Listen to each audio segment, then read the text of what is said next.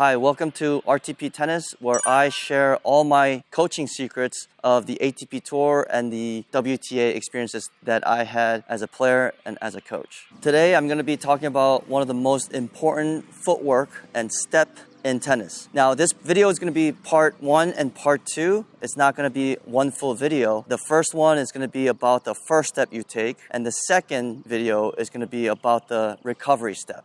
Now, the first thing that I want to talk about is the first step after the split step. Now, split step is very important. We're going to talk about that next time, but today I'm going to be talking about the first step after the split step and why it's so important.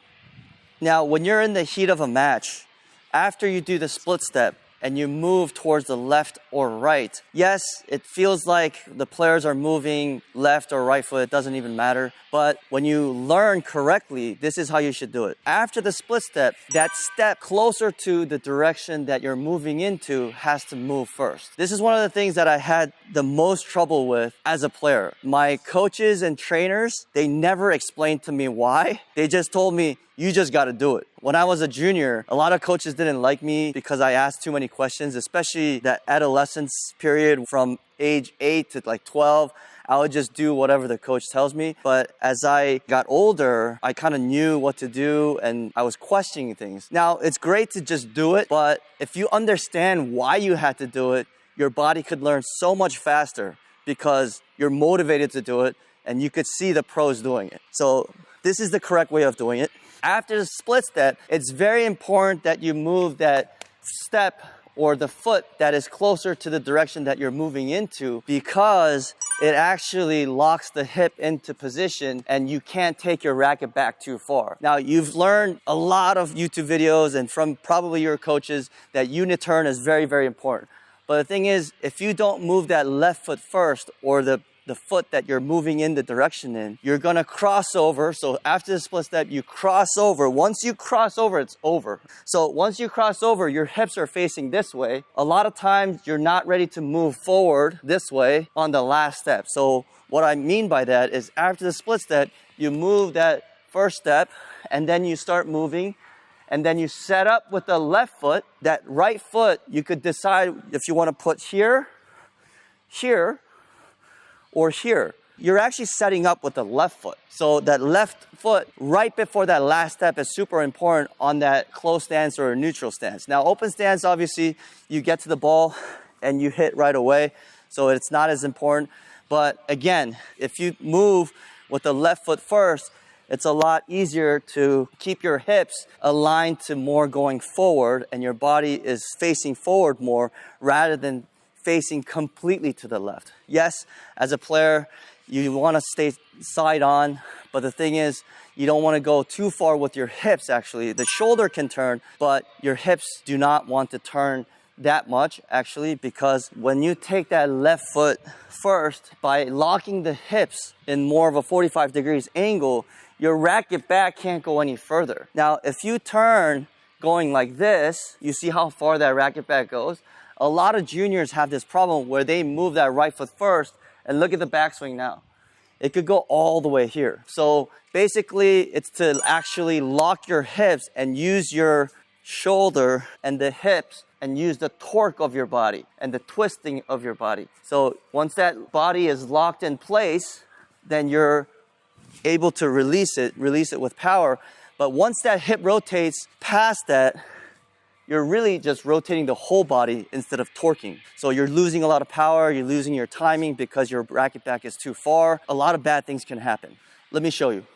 Before I show you, this movement is not very easy to do. Like I said, when I was growing up, when I was in juniors, I was top 5 in the nation in the 14s, and I had to fix this footwork because of my backhand. Now, because I was crossing over too far. On the forehand, I didn't have much of a problem, but on the backhand side, I had a problem. So I had to fix that. And the thing is, the reason for me in my mind was so hard to do is because the human body actually works in opposite direction, like this.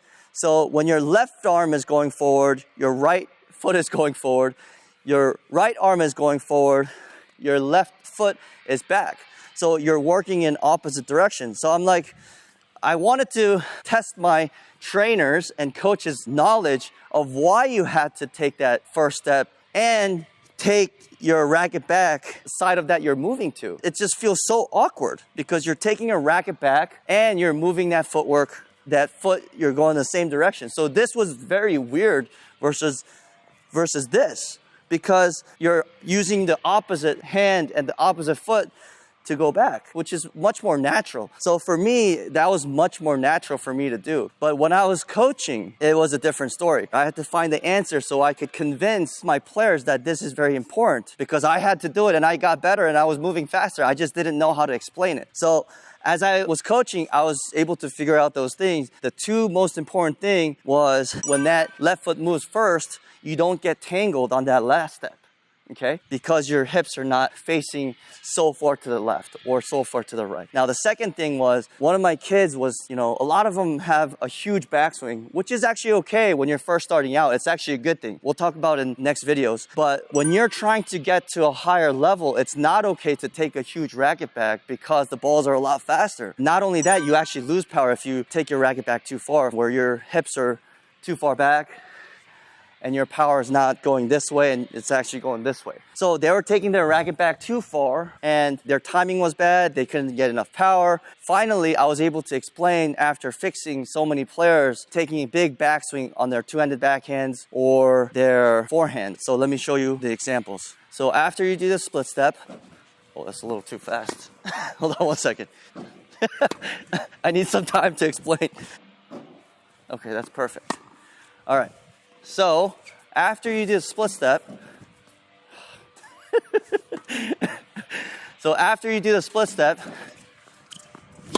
it's very important that you move that left foot first, because it basically locks the hip.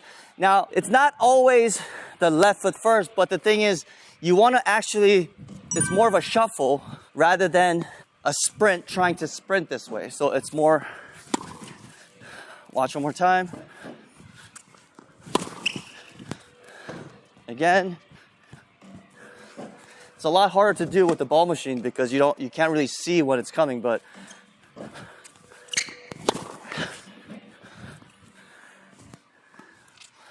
Slinger, if you're watching this, just throw me a DM.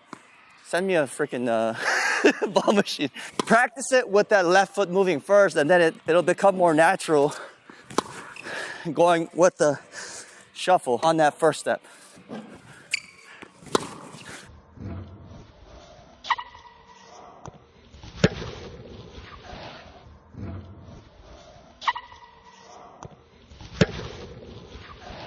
One of the reasons why tennis is so difficult is because you have different ways you have to move on different type of balls. When you're moving out wide, when the ball is more in the middle of the court, or when you're moving in and when you're moving back. But this is an example of when you're not scrambling for the ball and it's more of a rally ball and the ball is within the reach, about 3 feet inside the sideline, so you could get to the balls and set up for the ball. Now, when you're sprinting, that's a little different. But the next one in this series is the recovery step. After that first step, one of the most important steps is the recovery step. Obviously, you have to keep going. The rally is going, so you have to do everything, and the next ball is coming, and how you recover quickly to the middle of the court before the opponent hits the ball is very, very important. So next video, that's what I'm going to be talking about.